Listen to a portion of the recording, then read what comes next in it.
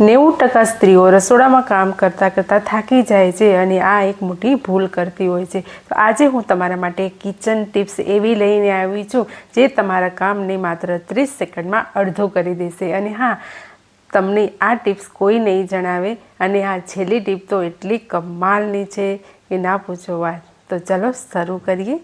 પહેલી ટિપ્સ તો 90% લોકો નાળિયેર ખોટી રીતે તોડે છે અને નાળિયેરની જરૂર આપણને ખૂબ જ રહેતી હોય છે ચટણી બનાવવા કે કોઈ રેસીપી બનાવવા કે અથવા નાળિયેરની બરફી બનાવવા કે આપણી ઘરે ઘણા બધા નાળિયેર છે પ્રસાદી બનાવવા કે કોઈના કોઈ રીતે આપણે નાળિયેરને તોડવાનું રહેતું હોય છે. તો નાળિયેરને તોડ્યા પછી આવી રીતે બે ભાગ થઈ જાય ને છતાં પણ એને કાઢવા ખૂબ જ મુશ્કેલ હોય છે. અને આવી રીતે ધારદાર ચપ્પુથી આપણે કાઢીએ છીએ ને તો ક્યારેક હાથમાં વાગી જવાનો પણ ડર રહેતો હોય છે. તો આજે આપણે સરસ એવી ટિપ્સ જોઈએ. તો આપણે ગેસને ઓન કરીને નાળિયેરને ઉપરના છોતરા કાઢીને પછી 20થી 30 સેકન્ડ માટે આપણે આવી રીતે ઉલટ સુલટ કરીને નાળિયેરને થોડુંક આપણે ગરમ કરી લેવાનું છે. અને ગેસની ફ્લેમને આપણે એકદમ લો જ રાખવાની છે. અને બીજી રીત બતાવું તો તમે નાળિયેરના ઉપરના જે 3 હોલ હોય છે ને છિદ્રો, એમાં એક છિદ્રમાં કાણું કરી અને એનામાંથી તમે પાણી કાઢીને પછી કાઢી શકો છો. છતાં પણ એ નાળિયેર અંદરનો ભાગ તો કડક જ હોય છે એટલે નીકળતું નથી. ઉપરની કાચલી કડક હોવાના લીધે વધારે પડતું આપણને તકલીફ પડતી હોય છે. તો આપણે તૂટેલા નાળિયેરને કાપેલા નાળિયેરને પણ થોડુંક ગરમ કરી લેવાનું અને આખા નાળિયેરને પણ 20થી 30 સેકન્ડ માટે ગરમ કરી લેવાનું. અને પછી ચમચી અથવા તો આવી રીતે ચપ્પુથી તમે આમ હલકી રીતે કરશો ને અને પછી થોડુંક વજનથી પથ્થરથી કે કોઈ હથોડાથી હળવેથી તમે આમ થપ કરશો એટલે ઉપરની કાચળી સરળતાથી તૂટી જશે. અને પછી તમે હાથથી જ આમ ખેંચશો ને તો આખી કાચળી બહાર નીકળી જશે. અહીંયા અડધું નાળિયેર જે હતું એ મેં તમને કાઢીને બતાવ્યું. હવે આપણે જોઈએ કે આખું નાળિયેર જે છે એ કઈ રીતે તૂટે છે. તો અહીંયા ગરમ કરતી વખતે જ તમે જોઈ શકો છો કે ઉપર તિરાડ પડી જ ગઈ છે. એટલે ઇઝીલી આ ફટાફટથી નીકળી જશે. એનો તો તમારી આગળ પ્રૂફ આવી ગયું છે. તો હું અહીંયા તમને તોડીને પણ દેખાડું કે કઈ રીતે આ કાચલી બહાર આવશે. તો આપણે ફરીથી પથ્થર લઈએ અને આવી રીતે થોડુંક થપ કરવાનું છે. આપણે હળવા હાથે જ કરવાનું છે. એકદમ વજનથી ભાર દઈને નથી કરવાનું. થોડુંક કરશો ને એટલે આમે ફાટી ગયું છે. ઇઝીલી આ કાચલી બહાર નીકળી જશે. અને જ્યાં પણ તમને લાગે કે થોડુંક અડે છે તો તરત જ આવી રીતે ચપ્પુથી અથવા તો પથ્થરથી તમે થોડુંક થપ કરશો ને એટલે તરત જ એ બહાર નીકળી જશે. અને તમે જોઈ શકો છો કે ધુમાડા પણ નીકળી રહ્યા છે. થોડુંક નાળિયેર પણ ગરમ છે એટલે ફટાફટથી આ નીકળી જાય છે. જે પણ ભાગ આપણે એવું લાગ્યું કે આવી રીતે નથી નીકળતું તો થોડોક જ ચપ્પુની આપણે ધાર અડાડવાની છે અને તરત જ નીકળી જાય છે. તો સરસ એવો અહીંયા નાળિયેરનો ગોટો નીકળી ગયો છે. અને ઉપરની જે બ્રાઉન કલરની જે છાલ હોય છે ને એ જો તમારે નથી જોઈતું તો તમે ઇઝીલી અને એવી રીતે આને કાઢી પણ શકો છો. અને નાળિયેરની ચટણી અથવા તો નાળિયેરની તમારે કોઈ પણ રેસીપી બનાવી છે ને તો ઉપરની છાલ પણ સરળતાથી એ નીકળી જશે. એનો બીજો ફાયદો એ પણ છે. તો હવે આપણે જોઈએ કે અંદરનું પાણી છે કે બળી ગયું છે. તમને એવું લાગતું હશે કે ગેસ પર મૂક્યું છે તો કદાચ પાણી ઓછું નીકળશે અથવા તો બળી ગયું હશે, પરંતુ ના, આપણે ગેસ પર માત્ર 20થી 30 સેકન્ડ જ રાખવાનું છે. એટલામાં પાણી ક્યારેય બળતું નથી અને સરળતાથી પાણી પણ નીકળી ગયું.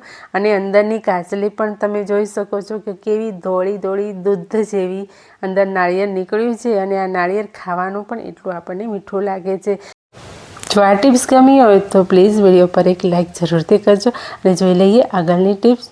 તો આ ટિપ્સ માટે અહીંયા મેં આ ગ્રીન કલરનું પાણી લીધું છે. તો આ પાણી જનરલી જ્યારે પણ આપણે પાણીપુરી બનાવતા હોઈએ છીએ ને ત્યારે પાણીનો કોઈ અંદાજ આપણને રહેતો નથી. ક્યારેક પાણી આ વધી પણ જતું હોય છે. તો આ વધેલા પાણીને આપણે ક્યારેય ફેંકવાનું નથી. આ પાણીનો હું તમને એક સરસ એવો ઉપાય બતાવું. આ પાણીને આપણે આવી રીતે કોઈ પણ મોલ્ડમાં ભરી લેવાનું છે. તમારી જોડે બરફની ટ્રે હોય ને તો એનામાં પણ તમે ભરી શકો છો. હું અત્યારે અહીંયા ચોકલેટ મોલ્ડ જે છે ને એમાં હું ભરું છું. તમારી જોડે કોઈ પણ પ્લાસ્ટિકનો અથવા તો સ્ટીલનું કોઈ પણ તમારી જોડે મોલ્ડ હોય અથવા તો ના હોય ને તો કોઈ પણ ડબ્બી હોય એમાં પણ તમે ભરીને મૂકી શકો છો. છેવટે તમે બાઉલમાં પણ ભરીને મૂકી દેવાનું છે. હવે આ મૂક્યા પછી શું કરવાનું છે એ આપણે આગળ પ્રોસેસ જોઈશું. હવે આપણે જે પાણી આ ભરીને રાખ્યું ને એને આપણે ફ્રીઝરમાં મૂકી દેવાનું છે 4 થી 5 કલાક માટે. 4 થી 5 કલાક થઈ જાય પછી આપણે આને બહાર કાઢવાનું છે. બહાર કાઢીને તમે જોઈ શકો છો કે અહીંયા સરસ એવો બરફ થઈ ગયો છે. જે પાણીપુરીનું પાણી વધ્યું હતું એનો આપણે અહીંયા બરફ બનાવી લીધો છે. તો હવે આપણે આનું શું કરીશું એ પણ હું તમને બતાવું. તો અહીંયા આપણે પહેલાં ક્યુબ કાઢી લઈએ. ક્યુબ કાઢીને તમે જુઓ કે એનો કલર થોડોક ચેન્જ લાગશે, કેમ કે પાણીપુરી 2-3 દિવસ પછી એનો થોડોક કલર ઝાંખો પડી જતો હોય છે. તો થોડોક કલર ડીમ થશે પણ એનો ટેસ્ટ તો એવો જ રહેશે. તો એક ગ્લાસ લેવાનો છે. ગ્લાસમાં આપણે આઈસ ક્યુબ 2-3 એવા નાખી દેવાના છે. એના પછી મેં સરસ મજાની એવી તાજી છાશ લીધી છે. અને આ ગરમીમાં છાશ બધાને ખૂબ જ ભાવતી હોય છે અને પીવાથી આપણી પાચન ક્રિયા પણ સુધરે છે અને આપણને ઠંડક પણ મળે છે. તો એનામાં આપણે 2-3 આઈસ ક્યુબ નાખી દેવાના છે અને ઉપરથી આપણે ચાટ મસાલો છાંટી દેવાનો છે. અને પછી હલાવીને ચાટ મસાલો અથવા તો તમારે છાશનો મસાલો હોય તો એ પણ તમે એડ કરી શકો છો. અને પછી આ ઠંડી ઠંડી છાશ પીશો ને તો તમારી શરીરની ગરમી બધી જ નીકળી જશે અને આ ગરમીમાં પીવાની પણ ખૂબ જ મજા આવશે. તો પાણીપુરીનું પાણી ક્યારેય ફેંકતા નહીં, આવી રીતે ઉપયોગમાં લેશો તો ખૂબ જ તમને મજા પડી જશે. અને હા, કોઈ પણ શરબતમાં પણ તમે આનો ઉપયોગ કરી શકો છો અથવા તો બીજી વખત તમારે પાણીપુરી બનાવવી છે તો ત્યારે પણ આનો તમે ઉપયોગ કરી શકો છો. એટલે ક્યારે પણ આ વધેલા પાણીપુરીના પાણીને ફેંકવાનું નથી.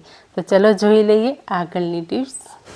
તો આ બાઉલની નીચે જાદુઈ એક સરસ પાણી છે અને આ પાણી કયું છે મિત્રો, જો તમને ખ્યાલ હોય તો મેં આગળ મારા વિડીયોમાં આની એક રેસીપી મેં શેર કરી છે તો તમને ખ્યાલ આવી જશે. પણ જો ના ખ્યાલ હોય તો તમને જણાવી દઉં કે આ જે બાઉલમાં ચોટેલા છે ને પાણીના જે ટીપા ટીપા છાંટા છાંટા એ છે ગુલાબજળ. માત્ર 2 પાંદડીથી અહીંયા ગુલાબજળ મેં બનાવીને તૈયાર કર્યું છે. એ ગુલાબજળ કઈ રીતે બને એ જો તમારે શીખવું છે તો તમે પ્લીઝ મારા આગળના વિડીયો જે મેં મૂકેલા છે ને એમાં તમે જઈને વિઝિટ કરો. તમને આ ગુલાબજળની ટિપ્સ એમાંથી મળી જશે અને એકદમ ફ્રીમાં છે. કોઈ એક જ ગુલાબ હશે ને તો પણ તમારું ગુલાબજળ આખી બોટલ ભરીને તૈયાર થશે. તો ચાલો આગળની ટિપ્સ જોઈ લઈએ. તો મિત્રો, દરેક ગૃહિણીને શું હોય છે કે કપડાં એકદમ સરસ ઉજળા થવા જોઈએ, એમાં દાગ ના રહેવો જોઈએ અને હા, જીવાણુ રહિત હોવા જોઈએ. તો એના માટે આપણે શું કરતા હોઈએ છીએ, મોંઘા લિક્વિડ વાપરતા હોઈએ છીએ વોશિંગ મશીનમાં. અને એ લિક્વિડ આવે છે આવી રીતે સરસ એવા પેકેટમાં આવતી હોય છે, કોઈ બોટલમાં આવે છે તો આપણે પછી એને ફેંકી દેતા હોઈએ છીએ. તો એ ફેંકવાનું નથી. આજે હું તમને સરસ એવી ટિપ્સ બતાવું. તો આ પેકેટને ધોઈ નાખવાનું છે. જ્યારે પણ લિક્વિડ પૂરું થઈ જાય ને પછી પેકેટને સરસ એવા ગરમ પાણીથી આપણે ધોઈ નાખવાનું છે. અને ધોયા પછી આપણે આની અંદર એકદમ ગરમ પાણી અથવા તો એકદમ ઠંડુ પાણી, બેમાંથી એક પાણી લેવાનું છે અને આપણે આને આખા પેકેટને ફૂલ ભરી દેવાનું છે. એના પછી એનું ઢાંકણ બંધ કરી દેવાનું. અને આનો ઉપયોગ શું છે એ હું તમને બતાવું. હા, ઘરના કામ કરતાં કરતાં દરેક ગૃહિણીને આ તો બધાનો પ્રશ્ન હોય જ છે. હાથ દુખતા હોય, પગ દુખતા હોય, કમર દુખતી હોય છે તો સરસ મજાનો આનો આ ઈલાજ છે. તમે જે બજારમાંથી મોંઘી જે શેક કરવા માટેની કોથળીઓ લાવતા હોય છે ને એ લાંબે ગાળે બગડી જતી હોય છે. તો આની અંદર જો તમારે ઠંડો શેક કરવો છે ને તો બરફવાળું પાણી ભરી દેવાનું, ઠંડુ પાણી. અને જો ગરમ શેક કરવો છે તો તમારે ગરમ પાણી ભરી દેવાનું. અને આવી રીતે જ્યાં પણ દુખાવો થતો હોય ને ત્યાં આપણે શેક કરવાનો છે. કમરનો દુખાવો થતો હોય તો પણ તમે આવી રીતે પાછળ કમર પર આ કોથળી મૂકીને શેક કરી શકો છો. અને આની અંદર તમે ગરમ કરીને મીઠું અથવા તો રેત પણ ભરી શકો છો અને જરૂર પડે એમાં ભરી શકો અને જરૂર ના હોય ત્યારે કાઢી શકો છો. તો દોસ્તો, આજની કિચન ટિપ્સ બધી કેવી લાગી? જો ગમી હોય ને તો પ્લીઝ વિડીયો પર લાઇક કરજો, હાઇપ કરજો અને વધુમાં વધુ તમારી બહેનપણીઓ સહેલીઓમાં શેર કરજો. તો મળું છું આવી જ કોઈ નવી ટિપ્સ સાથે.